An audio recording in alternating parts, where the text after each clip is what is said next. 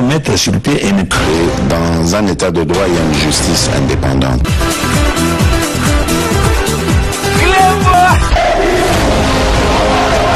Ce n'est pas pour rien qu'il faut des conseils.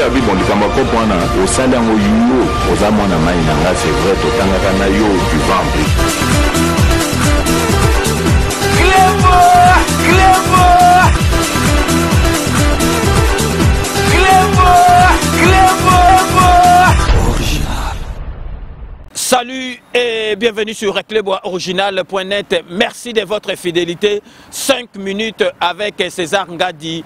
Tout le monde est d'accord et il en restera ainsi pendant très longtemps. 5 minutes à l'élo, Tozali na Sige Kaka Moko. Sige Nakanisi, comme vous pouvez vous en douter, comme il fallait s'y attendre, Boebi Tokoka qui kotika jamais polémique oyo, vidéo oyo zali ko enflé na ba réseaux sociaux par rapport à Kombo. Il y a frère, il y a président de la République, frère Naïna Kombo, il y a Christian Tshisekedi. Donc parce que biso tolobaka masolote ke akolokota na balabala ou bien likambo ebimi tokei par émotion koloba tolinga tozwa ben information ya sûr poto ya koloba parce que peuple congolais boye ba ke peuple congolais akoma motema mabe. Biso tokanisaki ke soki tozwi président ya mwana mboka o toyebi papa na ye na mama na ye toyebi ba classe atanga place akolela tokanisaki ke motema ya congolais ekokoma kamwa malamu me tozali ko comprendre te motema ya congolais ekomi likundu tokoti na makambo ya tribalisme oyo Martin Fayulu amemela biso. Or ba Congo bazwa pouvoir, Bangala bazwa pouvoir, Bashwaili bazwa pouvoir, Baluba lelo bazwi pouvoir, toko sepela parce que Muluba azali congolais neti Mushwaili neti Mukongo neti Mungala.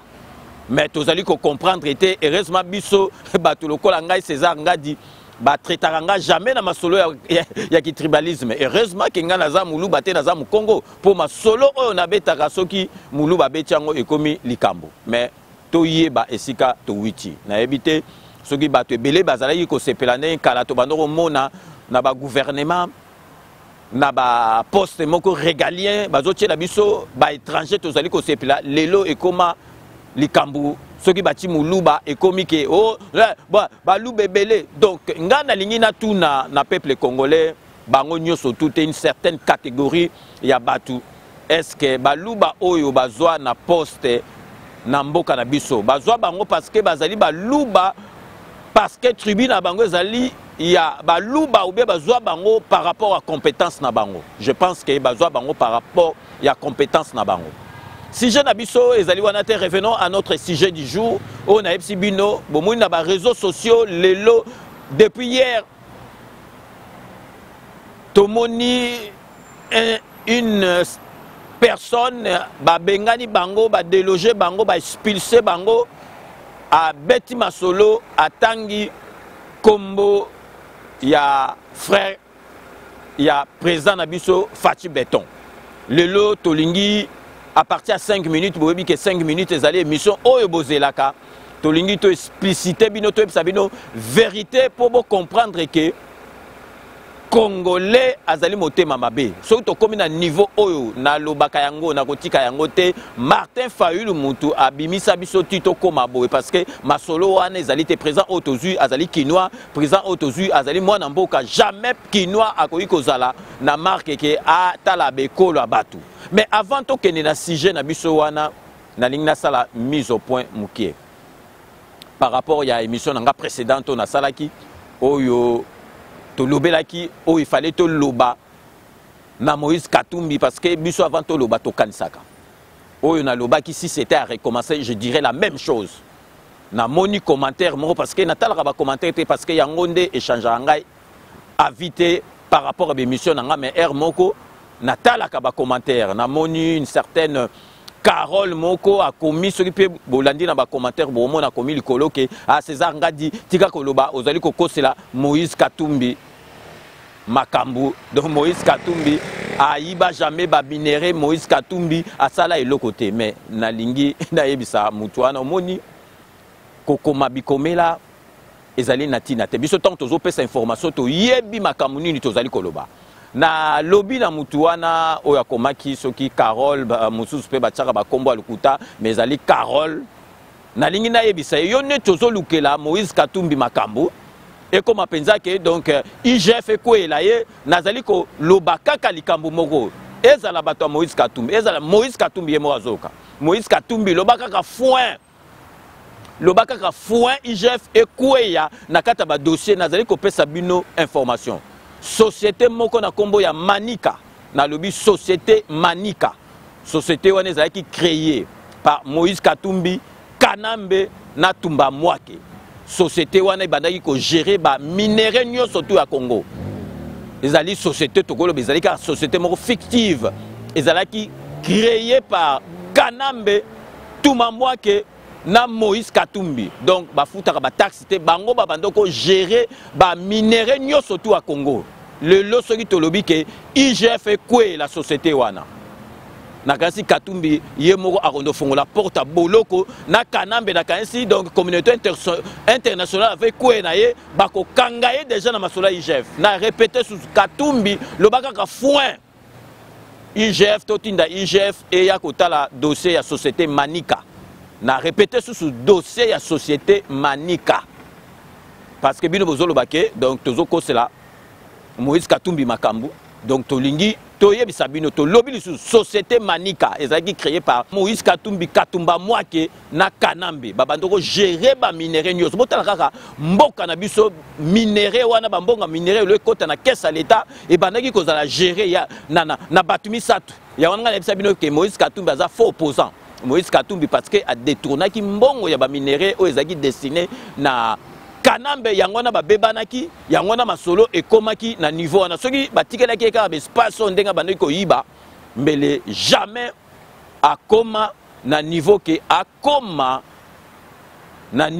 akoma opposant et puis boyebi ke na rotiela bino Moïse Katumbi tangu président lobaki ke akofouiner na le passé te Moïse Katumbi azalaki contre le bin ndenge nini président akofouiner na le passé te ngai na lingite justice nga lingi fouiner na le passé lelo justice ya Félix Antoine Tshisekedi Fachi Beto ezo fouiner na le passé le même Moïse Katumbi aza d'accord te o ndenge nini nga nazali ko sepelate donc général Lumbi donc na ba o mibale wana ba kimi ba Kalef ba kimi naza d'accord te yo moko Moïse Katumbi ozalaki d'accord te que Félix Antoine Tshisekedi tant lobaki ako fouiner dans le passé te yo zalaki d'accord te mais siko ndenge ni no changer langage parce que ozali ko banga IGF na tshela bino estrebino moboyoka ndenge donc yemoko Katumbi azalaki d'accord te lobi que président de la République justice fait fouiner même dans le passé mais lelo abalusi maloba akomi que non batu il faut ko limbisa fa quoi est-ce que balimbisa fa quoi ya ba dernier public balimbi sakaye bino moboyoka Katumbi oyo ndenga bandoko lo batango président de la République abeta discours alobi ako fouiner na le passé te boyoka oyo Moïse Katumbi alobaki. C'est ça qui tue notre pays, l'impunité. Et quand le président de la République dit que je ne veux pas fouiner dans le passé, c'est là où je ne suis pas d'accord avec lui. Binomo Boytolanda, Moïse Katumbi a se plaindre, azalaki d'accord na président de la République, ndengeni na koko fouiner dans le passé, le loya baluki a comme mona mabe, ndengeni ba comme zonga na parce que azomo na mabe parce que ayebi eloko nini azaliko banga. Na epsi bino susu na répéter susu. Société Manika o basalaki ye na Kanambe na Tumba Mwake basalaki yango bango misatu.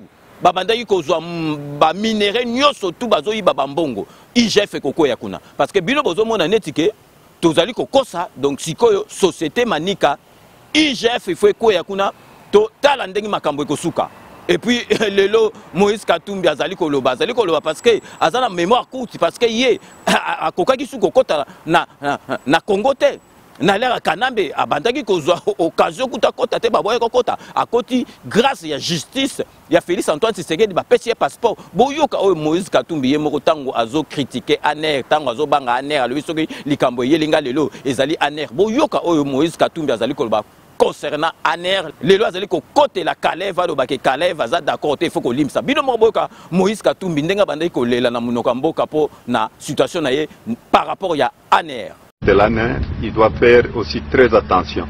Et s'il arrivait quelque chose à ma famille, il est responsable. À mes proches, il est responsable. Même s'il arrivait quelque chose sur Moïse Katumbi, concernant ma sécurité, il est le seul responsable. C'est plus qu'une dictature parce qu'aller dans son village avec un avion, l'état de droit, où est cet état de droit? Il est partout. Le tout-puissant Caleb, si je peux le dire comme ça, il est partout. L'arrestation des gens, c'est lui. L'autorisation pour les avions, c'est lui. C'est lui qui donne même des ordres au ministre. Mais M. Caleb doit arrêter tout ça. Et il travaille pour le peuple congolais. Il ne travaille pas pour tuer ce peuple congolais. Il ne travaille pas pour arrêter le peuple congolais. Bolandi binomoko, bomoni binomoko, donc Moïse Katumbi aye belo kalingiti. Donc azolo baka po aloba, azali ko lela na munoko mboka ane lelo est-ce que bato babanga sous Caleb? Bato bakomo banga alingeti, bato bakomo banga donc alingeti na IGF.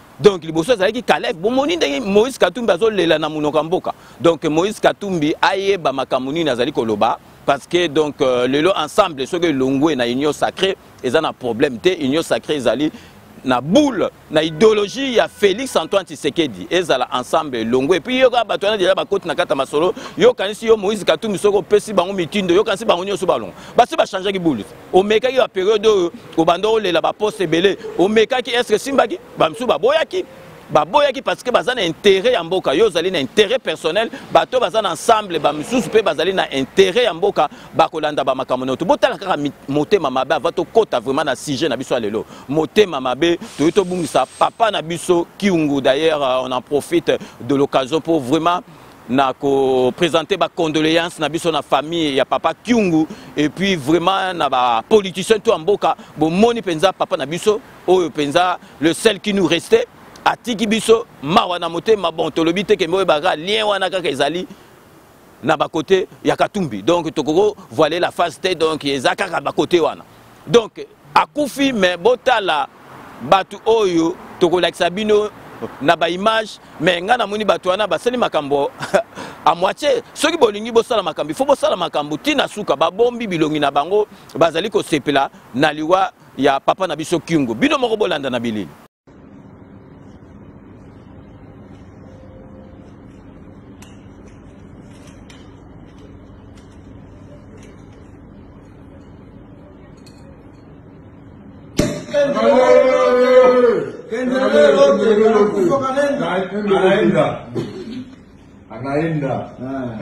Naenda tukulie hapo mbele na kulia hapo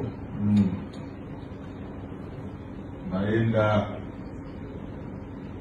kadivizeri ya Bakatange tusigali hapa sasa tunawakia ini watoto wakatanga watoto wakatanga wazana esengo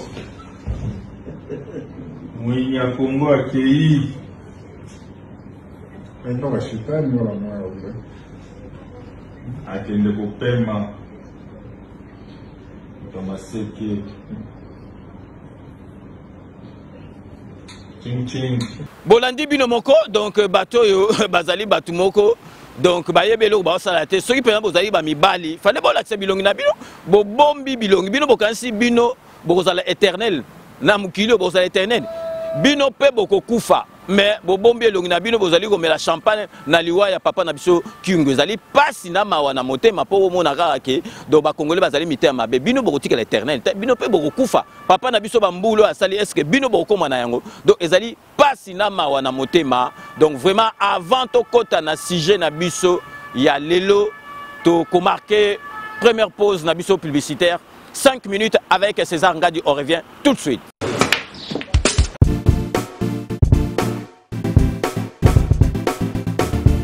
Noël nakomi. Oh, vous commis déjà? Nakomi déjà. Vous en avez vos frères? Ah ouais, c'est bon. Ah, n'a pas soyé. Boyana Bali Sainte-Heure, 7e rue. Ah bon? Monsieur. Bon frère, so comme on a limité, hein, autour de l'avenue. Avenue Tropique. Voilà, avenue Tropique. Tout ça, on a toujours bêta billard quoi. Limité 7e rue résidentielle. Hein? Ok. Ok, bof. Tout le monde a bof.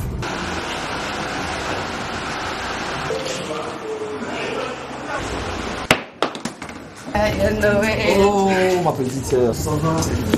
Ouais, bon. Ça fait longtemps. Ouais, ça fait longtemps. Tu es pendant ma mariage. Tout justement, salle de fête Pézalia, il y a bien kitoko. Ok. Hein?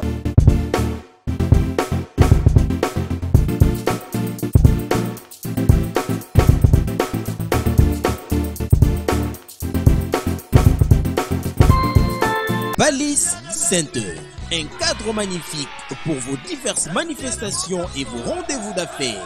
Un restaurant avec menu diversifié à votre convenance. Cuisine africaine, cuisine européenne, cuisine américaine et continentale.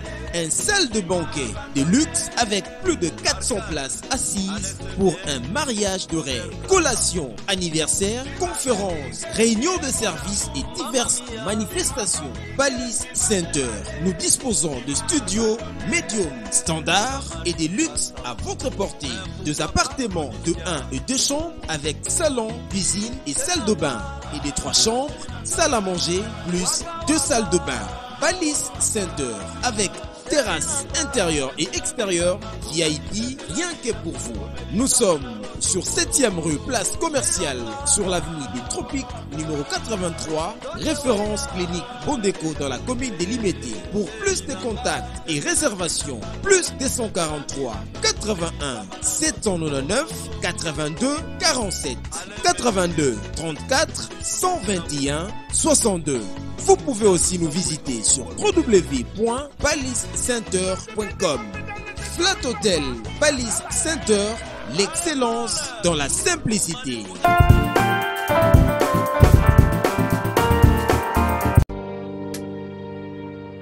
L'entreprise Kodiasimo présente la cité Kimia. Vous êtes congolais de la diaspora ou fils du pays? Venez découvrir et investir au sein de la nouvelle cité Kimia.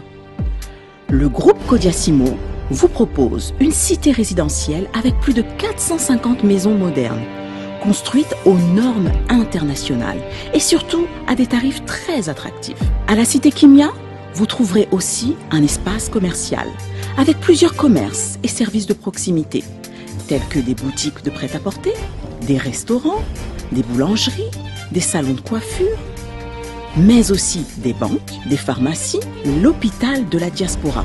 Investir à la cité Kimia, c'est contribuer au développement économique en République démocratique du Congo. Mais c'est surtout croire en un Congo nouveau. La cité Kimia est située dans la commune de Maluku, à seulement 25 minutes de l'aéroport de Njili, 10 minutes de Safari Beach et 15 minutes de Kinkole. Alors ne tardez plus, venez et construisons cette nouvelle cité. La cité Kimia, un havre de paix à Maluku, le nouvel Eldorado du Congo. Kodiasimo, la meilleure adresse pour construire la vôtre. Bonjour, alors nous sommes ici sous la concession Kodiasimo, la concession Kodiasimo où sera érigée la cité Kimia.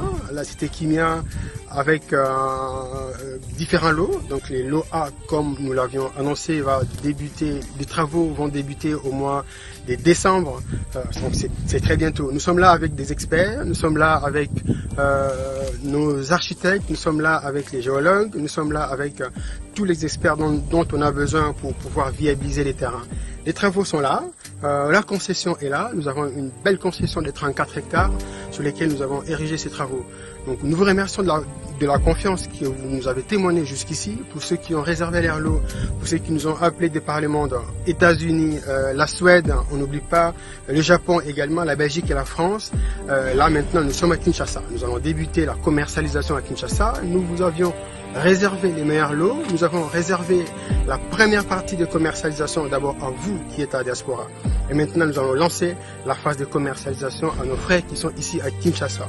Il ne reste plus beaucoup de lots pour la diaspora, donc il nous reste quelques lots et ensuite ça sera ici à Kinshasa. Merci de votre confiance, nous allons travailler pour vous, pour que nous puissions mériter votre confiance. Donc le programme Kimia est bel et bien là, les travaux vont bientôt débuter et voilà la concession. Je vous remercie beaucoup. Banaki, après le lancement de Kodiasimo na Poto, nous avons na Kinshasa pour la réalisation.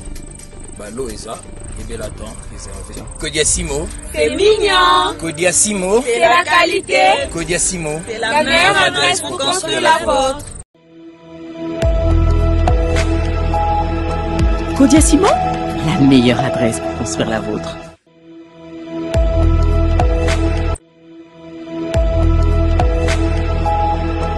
Kodiasimo, la meilleure adresse pour construire la vôtre.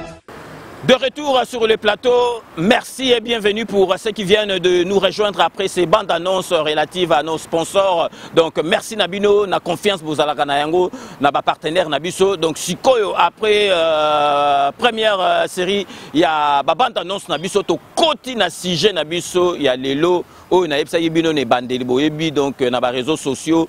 Donc polémique est enflée, donc vidéo moge bimi.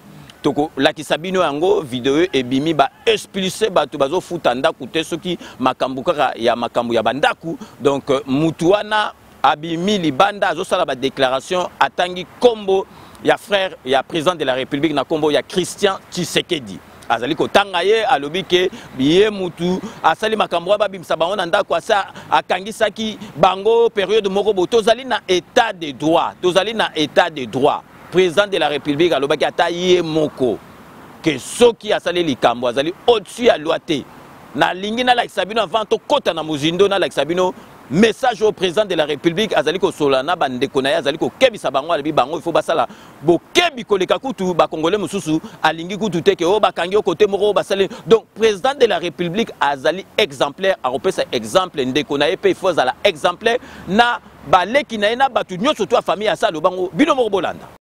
Donc, je vous souhaite encore une fois d'être sage dans votre comportement, de respecter les gens. Désormais, Binope Bokomi n'a devoir yakoye babisikani ni bozo tambola. Pour surveiller le langage Nabino. Congolais akza moumbu na yote parce que yozan de koya président. Tout le monde a président, Toko koya président. Tout moboti ya président. Congolais akza moumbu na yote. Au contraire, mandat aujourd'hui oyo ezali mandat kutubiso nde tokomi ba serviteur ya ba Congolais. Donc na lingi na yoka que bandeko na ngai famille na ngai bisika nyonso bazoleka bazo pesa exemple à kitoko. Je ne veux pas entendre naza koloba na bino ngo avec insistance que voilà de quoi président moko ke kosa mobulu na douane aboyi kofuta telle facture telle taxe poye de quoi président okokangama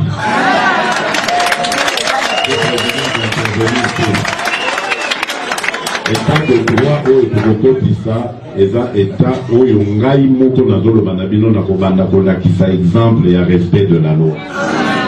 Je vais respecter mes concitoyens. Donc vous devez en faire de même. Il n'y aura pas de citoyens au-dessus de la loi. Non. La loi sera la même pour tous, au BBC, au Samboui. Voilà. Bilomo Boito l'entending président de la République a kebisaki bandeko na ye alobi oyo akokende ona doa na futaki te bakangie boye bake okokende boloko. Président était clair. Donc na monité que mutu nini yango akozala au-dessus à loi bomona donc directeur à cabinet no bataki campagne ensemble asaleki donc mbeba donc abimaki fa kwa bakangaye donc nazomona teke mutu oyo na mboka na biso azala au-dessus à loi bozomona IGF musale ezali ko sala IGF ezali ko toucher mutu nyoso tout ozala nani osali frakata bako kangayo zala na yo union sacrée ou pas eza problème na biso te tokoya mboka ekofi pona moyibi. Sikoyo sujet otoyebisi bino otoyotoloba ke mutu wana babengani n'importe qui akoki koya na libanda azali koloba siko po basalir boyebi ke présent na biso musala azali kosala ezali kitoko présent na biso vraiment oyo azali kosala tout le monde est d'accord mais pona kosalir il faut baluka ba moyen nyoso tout na présent bazali kokoka te bakomi koluka ba moyen nyoso tout siko nazali ko prendre bino mutu oyo tokolakisa bino na vidéo oyo alobi makambo oyo kombo na ye Devos Kitoko azali beau-frère il y a secrétaire général il y a ESID ezali parti politique il y a Martin Fayulu donc vous comprendre nyoso donc mutu atindi ezali Martin Fayulu po va salir réputation ya famille présidentielle tant on va toucher donc frère il y a président de la République et zanetu bo toucher président de la République pour voilà bomoni bazolo ba état de droit bango mo tala makambo bazo sala donc na affaire wana boye ba ke Christian Tshisekedi ayebi eloko moko te ayebi mutu wana te ayebi kutu yete basolo la te ayebi dossier oyo te d'ailleurs na minute tozolo belabino dossier zali na justice mutu wana bako kangaye akokende ko s'expliquer aloba tina nini akamati na masolo oyo atangi kombo ya frère ya président de la République toyebisi bino azali beau-frère ya secrétaire général ya SID parti politique ya Martin Fayulu kombo na ezali Devos Kitoko donc yé pona ko salir président de la République donc Martin Fayulu muta tindi yé po atanga kombo ya frère ya président de la République Christian Tshisekedi bolanda oyo alobi nakati ya vidéo. Restez connectés sur Reclebois Original, à tout de suite.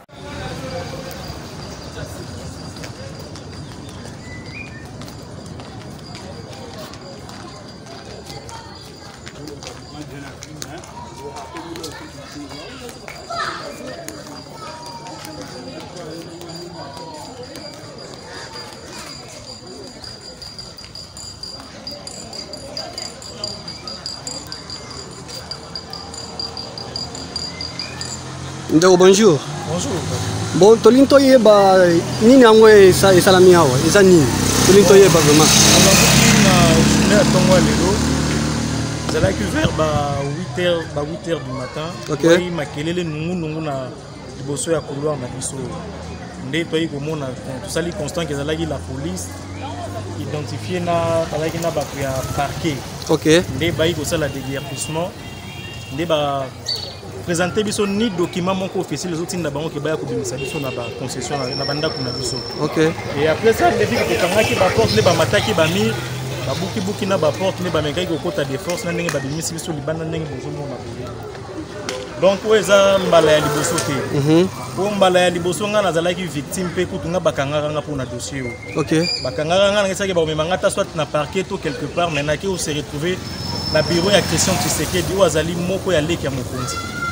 Ndeto zalaki wana ndenga gangelaki biso afingi biso na kofinga na ndenga tinda abwaka kingana muninga nanga bakende kolalisa biso na kasho ya kankokolo. OK. Kuna tosalaki 4 jours bakomaki kosenga biso bamanda bambongo moko ya likolo. OK. Po ke ba bakuka kotika biso. Awa lisusu ifo talisa peuple bayeba nini yango ki kosenga pona peuple aki koloba nini. Kosengi nde poza kombo ya pona ba autorité. Mokonzi mboka nde kombo eza sali poza leki na ye. OK. Nga na oyi kobunga leki na ete ponga na zalaka leki na finga nga mama na nga na baboto ya ngai. Nga na zalaka na système. Comment na ye na ni leki na ye? Christian Tshisekedi. OK, Christian Tshisekedi, OK. Loba. Ba mara biso na biro na ndenga finga ka ngai afinga na ndeko na nga moko toza na yawa. Kana ba ba beta biso fimbu bagende kotika biso ti soki na kasho ba bwaka biso mais heureusement ba mara biso na kanko kolopo ezalaka colonel Seguin. Yende mdazalaka na mission wana. Mais le loi à la grande surprise de Monique eza sous la police ne baye pekara sous na kombo ya Christian les otanga manakati. Donc mokonzi mboka ayeba na kota le loko. Po eza ba famille on tient des na kati ya. Donc awa déjà une affaire soki ya 6 familles eza libanda. Tozana ba titre d'enregistrement na biso, tozana ba document na biso nyoso. Pe to sombaka yango donc na maboko ya mutu. Mais lelo tokomi komona makamba boye voir lelo ye tomona leki ya mokonzi ko salir kombo ya ndeko na eboye. Ayo kota na ba dossier botala ba na biso kota la ba image tala. Na minute on ndenge botolanda donc na répété bino susu donc mutu oyo boyoki na vidéo ya lobi kombo na ye Devos Kitoko azali beau-frère ya secrétaire général ya SID parti politique ya Martin Fayulu donc na kati ya dossier oyo Christian Tshisekedi ayebi eloko te tozeli bino information à la source donc Christian Tshisekedi po moye kaka ya koloba na awate parce que ezali makambo moko baliverne ezali makambo niveau na eta ko kipete mais tozui ba information epai na ye moko tolingaki avant tosala l'émission to yoka ye moko alobi ayebi makambo te na minute oyo justice ezali saisi mutu oyo asali diffamation oyo bako poursuivre na l'état aya koloba pourquoi atangi kombo ya frère ya président de la République nani atindie mais bozo comprendre que mutu komone Devos Kitoko azali beau-frère ya secrétaire général ya SID donc so botangi SID ezali Martin Fayulu ba jeune na bango ye mutatindi bozali ko bosa na susu kalate awa polémique bimaki que Christian Tshisekedi a sombi Ferrari donc président yeka siko tala bande connaît ba komi ko sarado na kamwa kutu na poto batu ba koma ko banga makamba ba voiture na poto tozali na pays développé donc pour na ko salir kaka président de la République ah Christian Zotambola na Belgique na voiture est-ce que ezalaki kutu voiture na été ba pesa ki ko pesa et puis na yebité batu musu soki ba wita wap na poto bolo bela makamba voiture est-ce que so mutu Zotambola na périph ou bien autoroute na voiture mo est-ce que il faut zakaye et go zapper à location et go zapper ba prêter donc mutu azana volant na voiture la cité que za yebo yebi polémique oyebi maki boyebi polémique oyebi maki na kanisi bozolanda ngona ba image na tiela bino bino mo bozolanda donc polémique ali boso bimaki na Christian Tshisekedi oh asombi Ferrari bati ba prier ba Ferrari neti batu mususu ba mboka tie ba yebi kutu makamba carte ben famille Tshisekedi bazali bana PDG bana ya ministre bana premier ministre donc avant otambola na Ferrari na mboka o surtout à poto il faut zalaka ke ndeko président de la République nyoso tu wana zalaki pona ko salir kaka famille président de la République soki ba salir famille président de la République mbala moko ba salir président na biso donc makambu oyo euto bimalelo ezali kaka po na ko salir président de la République pour bamonaka ke soki ndenge donc mutu oyo wana to répéter les bino so mutu oyo sali ba déclaration oyo ba bengane na ndaku ba sombaki donc ba kotisi na kati ba kosi Christian Tshisekedi na kati dossier na Christian Tshisekedi ayebi eloko mokote na minute oyo justice ezali saisi ba ko poursuivre mutu wana akene ko s'expliquer na justice a yebisa batu pourquoi ati na kati ya affaire oyo kombo ya Ndeko, il y a président de la République. Donc restez connectés sur Clébois Original. On revient tout de suite. Tolanda, deuxième série, il y a publicité Nabiso, il y a partenaire Nabiso. Restez connectés sur Clébois Original. À tout de suite.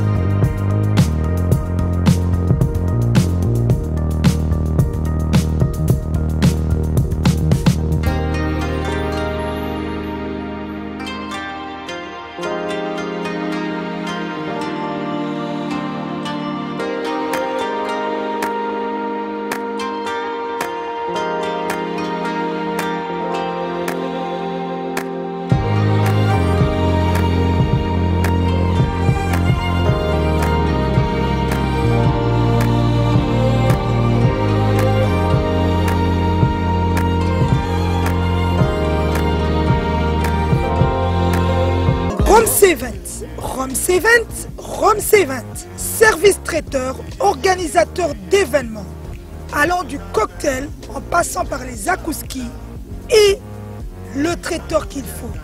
Vous avez toutes les spécialités, africaines, européennes, asiatiques, du monde entier. Quel goût, quelle perfection, quelle propreté. La dégustation est au rendez-vous grâce à Rome C20. Vous savez les contacter au 0032 465 22 11 72. Rome C20, le meilleur dans son domaine.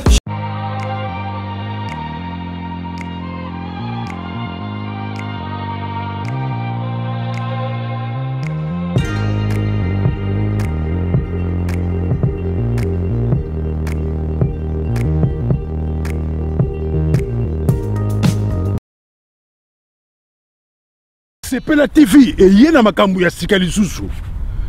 O ba chaîne ya France eza na kati. Ba chaîne ya Congo eza na kati. Ba chaîne ya Londres eza na kati. O ngomona makambu ya politique ya sika. O parti AA eza na kati. O parti BB. O CFAIO eza na kati. Ya Sepela TV. Bouquet comme ya muke boye. O tina poche voyager na ngokeno partout lingi. Na bouquet no ya Sepela TV. Sepela TV. Mais ma biso n'engozo mais ma biso on a 4K machine ma daka Sepela TV. Bienvenue dans le monde de Sepela TV. Sepela TV est le décodeur qui vous permet de suivre les chaînes du Congo en direct de la diaspora.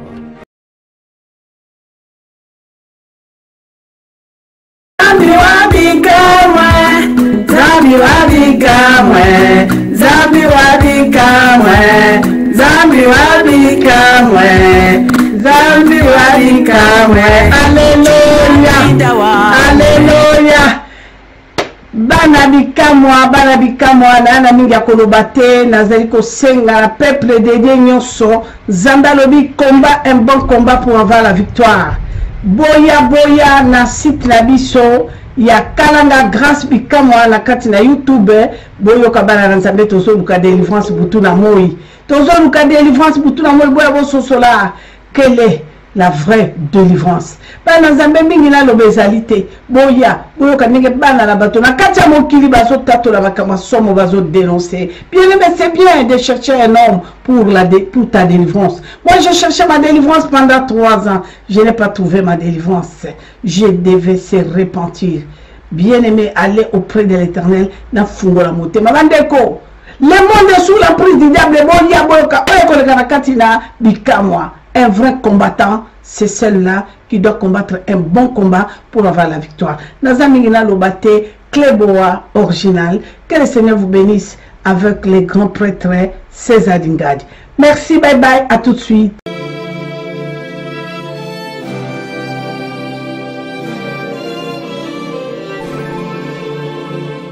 Bientôt sur Cléboa original et Tonga TV. Quand dites-vous, nous allons faire des analyses politiques, on va décortiquer les discours politiques. Ensemble, poussons plus loin notre vision de notre politique. Quand dites-vous sur Cléboa original avec Jerry Mukuna. J'analyse et je vous donne la parole. Et ensemble, nous analysons et nous trouvons des solutions ou des failles par rapport à tel ou tel discours. Bientôt sur Cléboa original et Tonga TV avec Jerry Mukuna.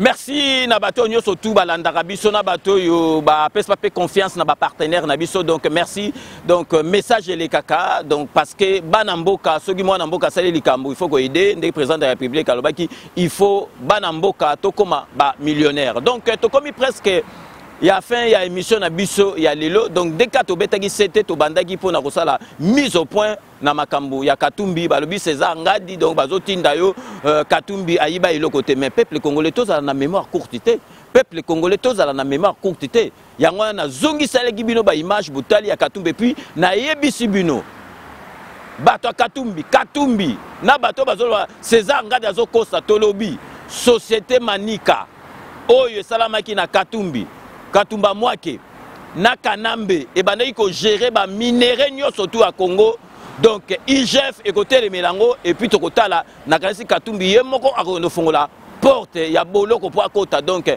société manika yango bo monike Katumbi abandi ba palpite akomi ko regretter bato lokola ba Kalev oyo ba boma bato ba traumatiser bato lokola ba général Numbi donc yoko ndolo ba penza ke bato wana ozali ko regretter bango il fallait pas bakima parce que yemoko ayebike ba infracate zali ko yela ye kalate donc et puis to beteki sete na makambo oyo ya Christian Tshisekedi na makambo bomoni ya bandako babengani mutu abi Christian Tshisekedi azali na sima ayebi dossier wana te ayebi mutu wana te mutu wana komene Devos Kitoko azali beau frère ya secrétaire général ya SID o azali parti politique ya Martin Fayulu donc so bo comprendre que Martin Fayulu azana kati parce que yé mutu atindi mutu wana loba ba n'importe quoi pour ba salir combo ya président de la République na minute pour kaka et bebi saka ba masolo mais boye bake biso tozali wana soli kambo ezali tokozwa information to yeli bino à la source pour comprendre que ezali kaka bato mitema mabe bandoki ya Congo bato mutu bazali ko sala ndengo na me bakokokate parce que Félix Antoine Tshisekedi a remema mboka na biso ti esika nzambe atindi amema yango. Je fais le serment que d'ici la fin de mon mandat vous allez voir un Congo nouveau, un Congo fort, un Congo puissant et prospère, un Congo qui va parler de l'Afrique à travers le monde entier. Donc, comme Nasuka ya émission Nabiso Ndengna Lobaka. Je vous laisse le soin d'en tirer vos conclusions et de me faire parvenir vos commentaires comme d'ailleurs vous en avez l'habitude. Donc, sur Tokomi Nasuka, il y a émission Nabiso, base, Tokoki, jamais Kobo sana base. Donc, Tozali Kopé Sambote, na honorable Jean Moutala na Londres. Merci Nanyo Soto Salarapo, na 5 minutes avec César Ngadi. Toko Pesa, Beloti Mavungu, vrai chéri Beloti Mavungu, na Kati Espagne, Beloti Mavungu, vrai chéri na Kati Espagne, Tokotika la toujours na Kati Espagne pour na Pesa. Zaba de Zouba, Kaïs, maître Zaba de Zouba, merci Nanyo Soto Salarapo, na 5 minutes avec César Ngadi. Tokei na Katia Kisasa, pour na Ropesa Mbote, na Guilhem Massa, donc Molandi Monene à 5 minutes, et puis donc Patriote Mounene Guilhem Massa, merci Nanyo Soto Salarapo, na 5 minutes avec César Ngadi. Tokei toujours, Totikali toujours na Katia Kisasa, pour na Ropesa Pepe Makaya, merci Nanyo Soto Salarapo, na 5 minutes avec César Ngadi. Dada Moyo, merci Nanyo Soto au Salarapo, na 5 minutes avec César Ngadi. Tokei Sigo na Katia Suède pour na Ropesa Igwe le béton, merci na fidélité na 5 minutes avec César Ngadi. Tokei Sigo na Katia Hollande pour na Ropesa Maître Seda, merci Nanyo Soto Salarapo na 5 minutes avec César Ngadi. Totikali toujours na Katia Hollande pour na Ropesa Mama Nabiso Neves Timba, merci Nanyo Soto Salarapo na 5 minutes avec César Ngadi. Tokopesa Mbote na prophète Peleka Bongo, merci Nanyo Soto Salarapo na 5 minutes avec César Ngadi. Tokei na Katia États-Unis pour na Ropesa Mbote na Jean-Claude Katende na États-Unis d'Amérique, Jean-Claude Katende, merci Nanyo Soto Salarapo na 5 minutes avec César Ngadi. Tokei na Kati ya Canada pour na Ropesa Mama Nabiso Mira, merci Nanyo Soto Salarapo na 5 minutes avec César Ngadi. Totikali toujours na Kati ya Canada pour na Ropesa Mama Nabiso Fina Mokonzi, merci na fidélité nous pe Nanyo Soto Salarapo na 5 minutes avec César Ngadi. Tokei na Kati Hollande pour na Ropesa Patrick Mwanza, merci Nanyo Soto au Salarapo na 5 minutes avec César Ngadi. Tokei na Kati à Bruxelles pour na Ropesa Blaise le bourgeois, merci Nanyo Soto au Salarapo na 5 minutes avec César Ngadi. Donc Zongia na Kati à Paris pour na Ropesa Mama Nabiso Iven Nguyoa, merci Nanyo Soto au Salarapo na 5 minutes avec César Ngadi na message no pour l'anniversaire, et puis j'en profite de l'occasion pour na remercier batu nyoso uyu batinelenga ba vidéo batinelenga ba message pour l'anniversaire nanga. Donc to lobela ki en troté pour tozo zela année prochaine de to sala fête ya munene. Donc to sou sa ba dédicace na biso na petit na ngai. Donc lourd waje na kati ya melin lourd waje, merci Nanyo Soto au Salarapo na 5 minutes avec César Ngadi. Donc c'est la fin de ce 5 minutes avec César Ngadi. Merci de l'avoir suivi. Cette émission a été réalisée par Willy Kunda. Nous allons nous retrouver avec grand plaisir dans 24 heures pour un nouveau numéro. D'ici là, portez-vous bien et à très bientôt. N'oubliez pas, tout le monde est d'accord et il en restera ainsi pendant très longtemps. Bobo Sanate, Kanambe, Arozwa, Masolo, Nambuchu, Penadukos.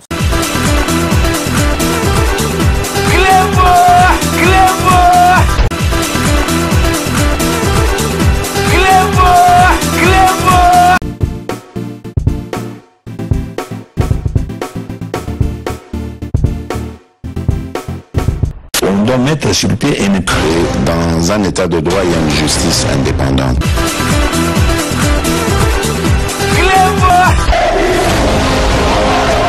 Ce n'est pas pour rien qu'il faut des conseils. Au salaire, c'est vrai, tu vas